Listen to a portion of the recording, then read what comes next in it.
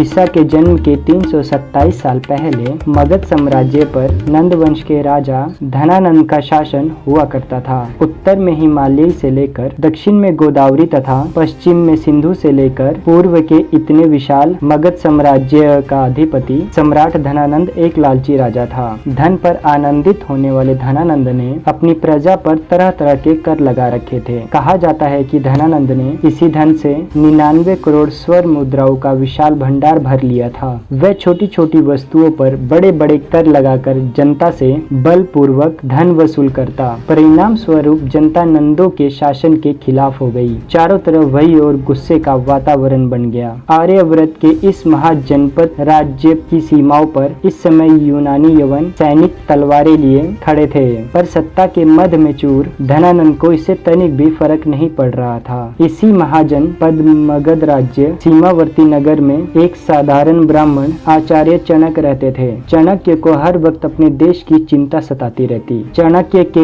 एक मित्र सक्तार धनानंद के दरबार में एक बड़े ओहदे के मंत्री थे। अतः चाणक्य ने सक्तार के साथ मिलकर राजा धनानंद के शासन को उखाड़ फेंकने की योजना बनाई, पर इस योजना की खबर महामात्य देवीदत्त के पास पहुंच गई। ये देवीदत्त मगध के राजा धनानंद का एक खास मंत्री था और इसने चाणक्य और सक्तार की बनाई हुई योजना धनानंद को बता दी। अपने खिलाफ चल रही योजना को सुनकर मगध सम्राट धनानंद ने तुरंत मंत्री सक्तार और आचार्य चाणक्य को बंदी बनाने का आदेश दिया। संपूर्ण राज्य में ये खबर फैल गई कि राजद्रोह के अपराध में एक ब्राह्मण की हत्या की जाएगी और इसी के साथ आचार्य चाणक्य का कटा हुआ सर राजधानी के चौराहे पर टांग दिया गया। अपने पिता के कटे हुए सर को देखकर चाणक्य के आंखों से आंसू टपक रहे थे। उस वक्त चाणक्य की आयु मात्र 14 वर्ष की थी। रात के अंधेरे में राजधानी के खंबे पर लटके अपने पिता के सर को नीचे उतारा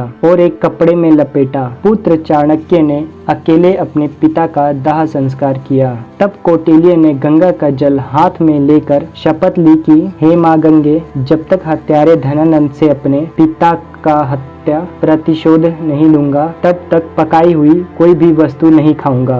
जब तक महामात्य के रक्त से अपने बाल नहीं रंग लूंगा, तब तक अपनी यह शिखा खुली ही रखूंगा। मेरे पिता का तर्पण तभी ही पूर्ण होगा जब तक कि हत्यारे धनानंद का रक्त पिता की राख पर नहीं चढ़ेगा। हे यमराज, धनानंद का नाम तुम अपने लेखे से काट दो, क्योंकि उसकी मृत्यु का लेख अब मैं खुद ही लिखूंगा। डर था या भय, पर चाणक्य ने महाजनपद मगध साम्राज्य को छोड़कर तक्षशिला की ओर प्रस्थान किया और इसी तक्षशिला में चाणक्य ने अपने ज्ञान के झंडे बुलंद किए। इसी ज्ञान के दम पर चाणक्य तक्षशिला के महान आचार्य बन चुके थे। उनकी ज्ञान की ख्याति नगर नगर में फैलने लगी, पर चाणक्य की निगाहें तो मात्र एक वीर को खोज रही थी।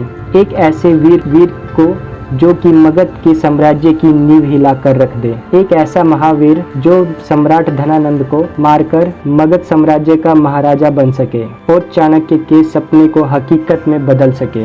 और इन्हीं दिनों चाणक्य अपने आश्रम से जंगल के रास्ते तक्षशिला विश्वविद्यालय जा रहे थे। तभी जंगल में कुछ बच्चे राजा प्रजा का खेल खेल रहे थे। चाणक्य की निगाहें उस राजा बने बच्चे पर जाके रुक गई। चाणक्य को जिज्ञासा हुई यह जानने की कि यह खुले विचार, ऊंची प्रतिभा और महान कद काठी का ये महावीर आखिर है कौन। चाणक्य उस बच्चे की ओर बढ़ ही रहे थे कि तभी जंगल में एक चीता आ धमका। चीता को देख सारे के सारे बच्चे भाग गए और राजा बना हुआ वह बालक झट से अपनी तलवार निकाल चाणक्य और बाघ के सामने दीवार बनकर खड़ा हो गया। चीते के चाणक्य तक पहुंचने से पहले ही वह वीर चीते से भिड़ गया और उसने चीते को धराशायी कर दिया। इस वीर की वीरता से चाणक्य अत्यंत प्रसन्न हुए। चाणक्य ने वीर से पूछा, तुम इतने वीर और साहसी कैसे बने? वीर का जवाब था, मैं राजा बना था। राजा का काम अपनी प्रजा का रक्षा करना होता है, इसलिए मैं अकेला ही लड़ा। फिर मुझे मगध के राजा धनानंद से भी तो अकेले ही लड़ना पड़ेगा। चाणक्य ने पूछा, तुम्हें धनानंद से क्यों लड़ना है? वीर ने जवाब दिया, क्योंकि उस क्रूर ने मेरी माता को अपमानित कर मेरी माँ को राजभवन से धक्के मार कर निकाल दिया था। चाणक्य ने वीर से पूछा, तुम्हारा नाम क्या है? आर्यपुत्र। वीर का जवाब था, चंद्रगुप्त मौर्य। वीर विराट सम्राट चंद्रगुप्त मौर्य।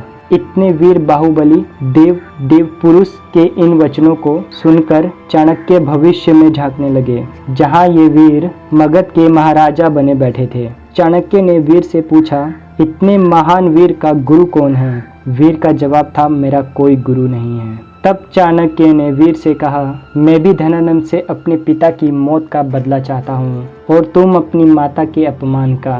क्यों ना ये दोनों नदियाँ मिलकर एक समुद्र का रूप धारण कर लें। आज से तक्षशिला का ये महान आचार्य चाणक्य तुम्हारा गुरु होगा। वीर चंद्रगुप्त चाणक्य को अपना गुरु स्वीकार करते हुए गुरु को प्रणाम किया और इसी के बाद चाणक्य ने बालक चंद्रगुप्त को किसी अज्ञात स्थान पर ले गए। धनानंद साम्राज्य से टक्कर लेना कोई आसान खेल नहीं था।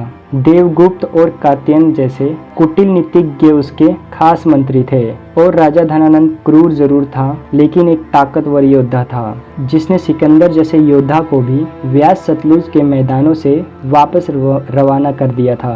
कोई भी शासक धनानंद से टकराने का साहस नहीं करता था, क्योंकि उसके पास सेना में 2 लाख की पैदल सेना, 20,000 घुड़सेना, 2,000 रथ और 3,000 हाथियों की एक महासेना थी। ऐसे में धनानंद के शासन को उखाड़ फेंकने का साहस आखिर कौन कर सकता था? इसके लिए कठिन तैयारी, सैन्य शक्ति और जन समर्थन की आवश्यकता थी और चाणक्य इस बात को भले प्रकार से जानते थे।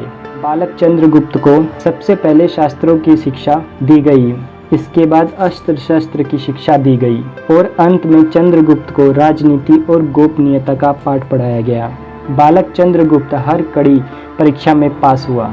चंद्रगुप्त रात दिन अस्त्र शस्त्र का अभ्यास करते रहते। वह दिन रात नींद आदि को तो भूल ही चुके थे। अपनी कठिन परिश्रम के आग में तपकर चंद्रगुप्त सोना बन रहा था। चाणक्य भी इस वीर के साहस को देखते रह जाते। लगभग कुछ सालों में चंद्रगुप्त बालक एक महान योद्धा बन चुका था। अब चंद्रगुप्त की परीक्षा का दिन आया। चाणक्य ने चंद्रगुप्त से कहा, जाओ फिर से उसी जंगल में जाओ जहां से तुम आए थे। जंगल में रहने वाली जातियों और जनजातियों को इकट्ठा करो और उनमें से योद्धाओं को चुनो और एक राष्ट्रीय सेना का निर्माण करो। आदिवासियों में जन चेतना जागृत करो, उनको सम्मिलित करो, लेकिन ध्यान रहे यह कार्य बहुत ही गुप्त तरीके से करना है। जब यह कार्य संपन्न हो जाए तब तुम मेरे पास वापस आ जाना। चाणक्य को प्रणाम करते हुए चंद्रगुप्त ने कहा, जो आज्ञा गुरुदेव। और चंद्रगुप्त ने अपने तीर कमान उठाए और तलवार को अपनी कमर में खोसा और घोड़े पर सवार होकर फिर से उसी जंगल की ओर चल दिए। अब वे बालक नहीं बल्कि एक युवा योद्धा चंद्रगुप्त महान बन चुके थे। इस वीडियो के अगले भाग में आप हमारे साथ जुड़े रहिए। देखिए किस प्रकार चंद्रगुप्त मौर्य ने धनानंद के साम्राज्य को जड़ से उखाड़ दिया। अगर ये वीडियो पसंद आया तो इस वीडियो को लाइक जरूर करें। धन्यवाद, जुड़े रहिए।